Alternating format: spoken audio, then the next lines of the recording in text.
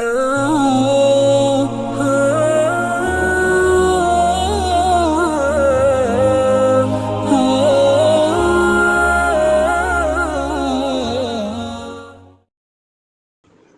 علیکم ورحمۃ اللہ وبرکاتہ۔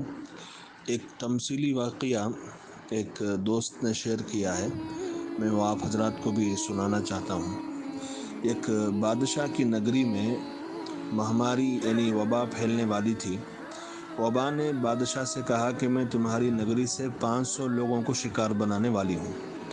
بادشاہ نے نگری میں یعنی اپنے علاقے میں اعلان کروا دیا کہ ہمارے اوپر ایک وبا، ایک مہاماری، ایک بیماری آنے والی ہے جس کی زد میں آ کر 500 لوگ مرنے والے ہیں۔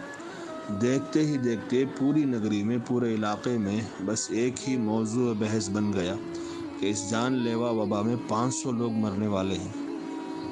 وبا آئی، بیماری آئی اور 5,500 لوگ مر گئے۔